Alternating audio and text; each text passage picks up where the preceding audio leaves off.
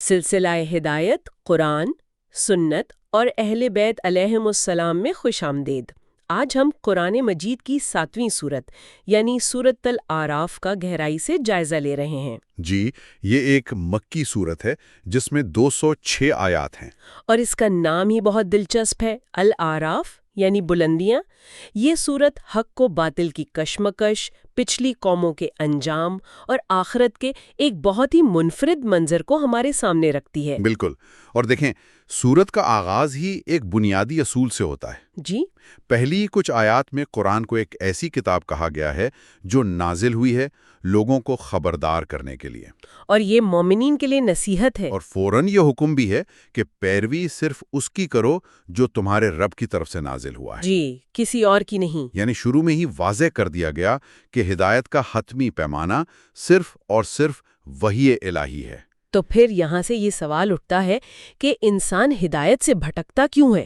اور اسی کو سمجھانے کے لیے یہ سورت ہمیں تاریخ کی سب سے پہلی نافرمانی کی طرف لے جاتی ہے۔ یہ وہ واقعہ ہے جہاں صرف حکم نہیں توڑا گیا، بلکہ اس کے لیے ایک دلیل گھڑی گئی۔ بالکل۔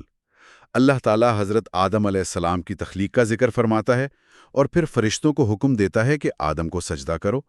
آیت 11 میں ارشاد ہوتا ہے وَلَقَدْ خَلَقْنَاكُمْ ثُمَّ صَوَّرْنَاكُمْ ثُمَّ قُلْنَا لِلْمَلَائِكَةِ اسْجُدُوا لِآدَمَ فَسَجَدُوا إِلَّا إِبْلِيسَ لَمْ يَكُنْ مِنَ السَّاجِدِينَ، یعنی اور ہم نے تمہیں پیدا کیا، پھر تمہاری صورت بنائی، پھر فرشتوں سے کہا کہ آدم کو سجدہ کرو، تو ابلیس کے سوا سب نے سجدہ کیا، وہ سجدہ کرنے والوں میں شامل نہ ہوا۔ یہاں ایک سوال ذہن میں آتا ہے، یہ سجدہ کس قسم کا تھا؟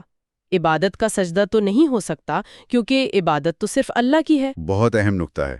دیکھیں مفسرین نے واضح کیا ہے کہ یہ سجدہ عبادت نہیں تھا، یہ سجدہ تعظیم تھا۔ اچھا، یہ حضرت آدم کی ذات کو نہیں بلکہ ان کی حیثیت کو سجدہ تھا کہ وہ نوع انسانی کے نمائندے ہیں، اللہ کے خلیفہ ہیں۔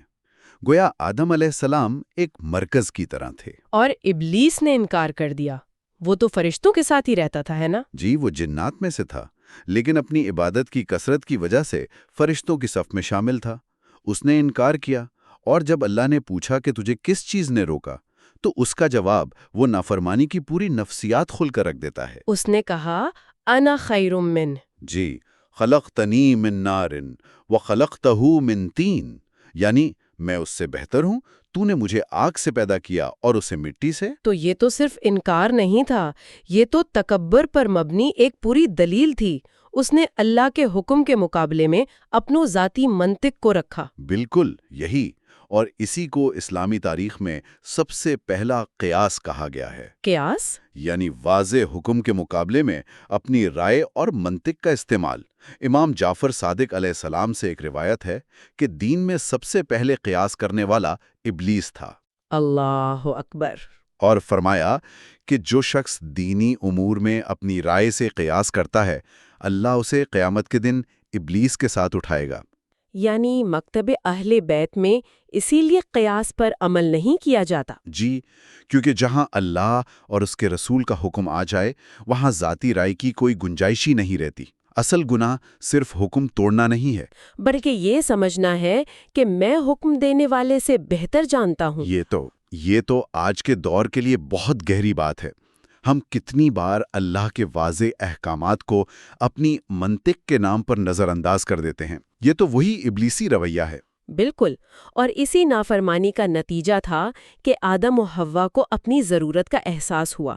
اور یہاں سے قرآن فوراً ایک بہت ہی عملی موضوع کی طرف آتا ہے، جو ہے لباس۔ جی، یہ منتقلی بہت دلچسپ ہے۔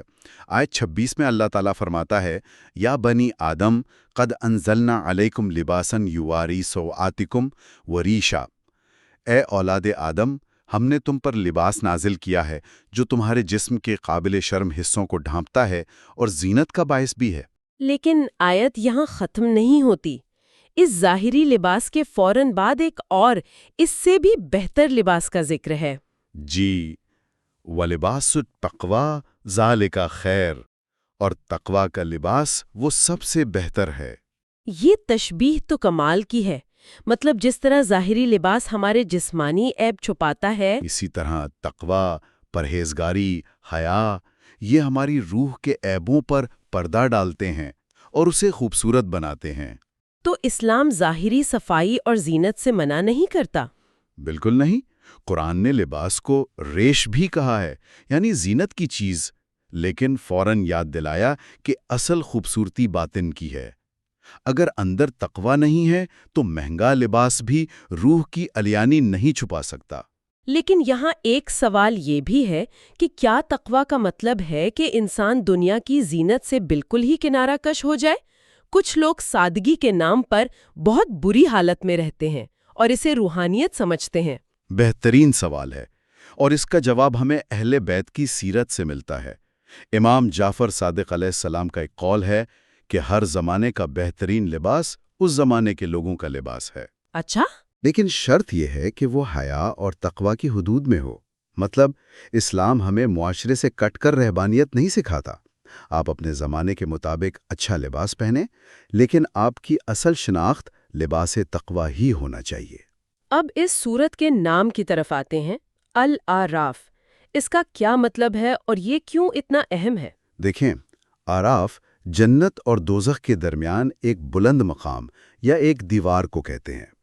یہ قیامت کے دن کا ایک منظر ہے۔ جی۔ آیت 46 میں آتا ہے، وَبَيْنَهُمَا حِجَابٌ وَعَلَى الْأَعْرَافِ رِجَالٌ يَعْرِفُونَ كُلًّا بِسِيمَاهُمْ، یعنی ان دونوں جنت اور دوزخ کے درمیان ایک پردہ ہوگا، اور آراف یعنی بلندیوں پر کچھ لوگ ہوں گے جو سب کو ان کے چہروں کی نشانیوں سے پہچان لیں گے۔ وہ سب کو پہچان لیں گے؟ جی، وہ جنتیوں کو دیکھ کر سلام کریں گے اور دوزخیوں کو دیکھ کر اللہ کی پناہ مانگیں گے۔ تو یہ رجال یعنی یہ لوگ کون ہوں گے؟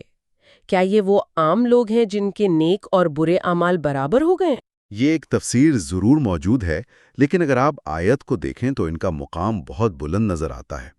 وہ سب کو پہچان رہے ہیں، گواہی دے رہے ہیں۔ صحیح۔ اسی لیے اہل بیت علیہ السلام سے جو روایات ملتی ہیں وہ ایک مختلف تصویر پیش کرتی ہیں۔ اچھا، وہ کیا ہیں؟ ان کے مطابق آراف پر انبیاء، صدیقین، شہداء اور ائمہ علیہ السلام جیسی بلند پایہ شخصیات ہوں گی، جو دنیا میں بھی لوگوں کے اعمال پر گواہ تھے اور آخرت میں بھی ہوں گے۔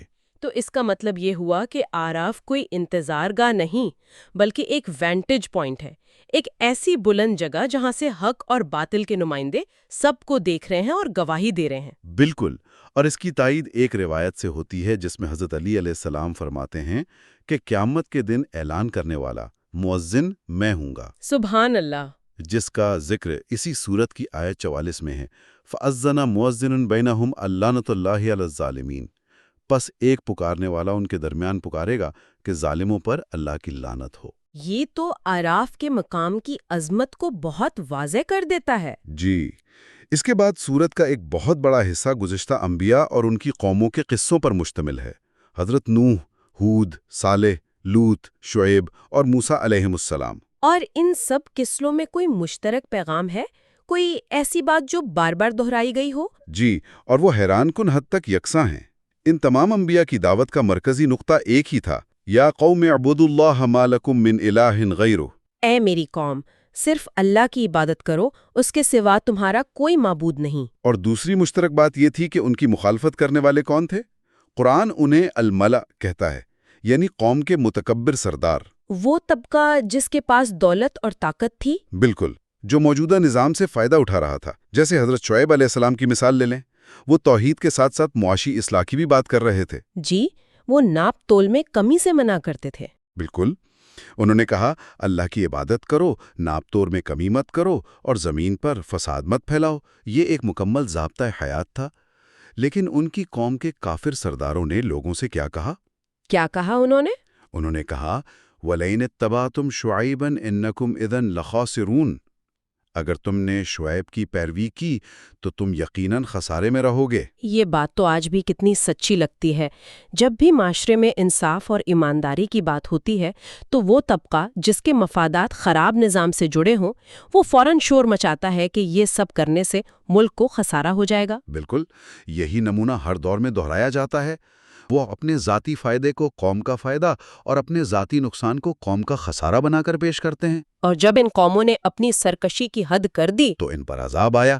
قوم سمود پر زلزلہ، قوم شعیب پر آگ کی بارش، قرآن یہ قصے ہمیں صرف کہانیاں سنانے کے لیے نہیں بتاتا، بلکہ یہ بتانے کے لیے کہ اللہ کا ایک قانون ہے جو قوموں کے عروج و زوال پر لاگو ہوتا ہے۔ جی، وہ مہلت دیتا ہے، لیکن جب سرکشی تکبر میں بدل جائے تو اس کی پکڑ بہت سخت ہوتی ہے۔ ان تمام قصوں کے بعد سورت ہمیں ایک ایسے عہد کی یاد دلاتی ہے جو ہم سب کر چکے ہیں لیکن ہمیں یاد نہیں۔ یہ عہد الست کیا ہے؟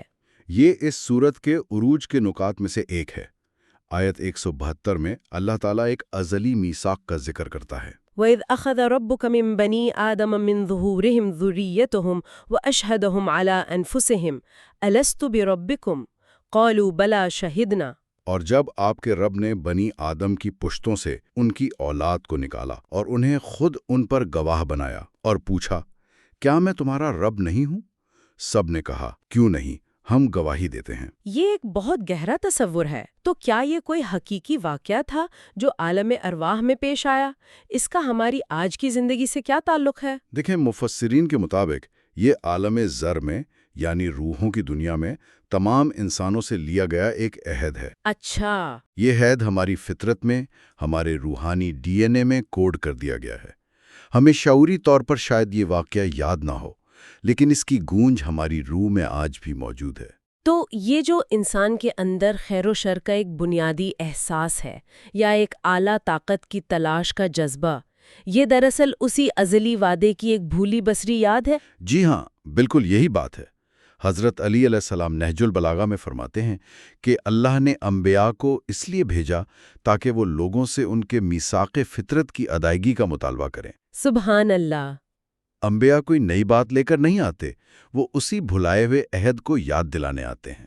تو یہ صورت ہمیں انسانیت کے پورے سفر پر لے جاتی ہے، پہلی نافرمانی سے لے کر ازلی عہد تک، اور دنیا میں انبیاء کی جد و جہد سے لے کر آخرت میں جنت، دوزخ اور اعراف کے مقامات تک۔ جی، سورۃ الاعراف ہمیں بتاتی ہے کہ انسانی تاریخ ہدایت الہی اور انسانی سرکشی کے درمیان ایک مسلسل کشمکش کا نام ہے۔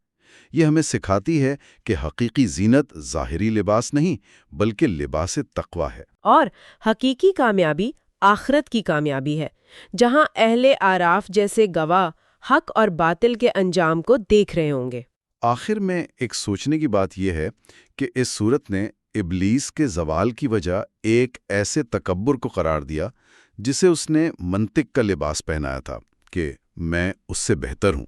یہ ہمیں سوچنے پر مجبور کرتا ہے کہ ہم اپنی زندگیوں میں کتنی بار اللہ کے احکامات کے سامنے اپنی نافرمانیوں کو اپنی ذاتی منطق، اپنی مصلحتوں اور بہتر جاننے کے دعوے سے جائز قرار دیتے ہیں، اور انجانے میں اسی راستے پر چلنے کا خطرہ مول لیتے ہیں جس پر چل کر ابلیس ہمیشہ کے لیے مردود ہو گیا۔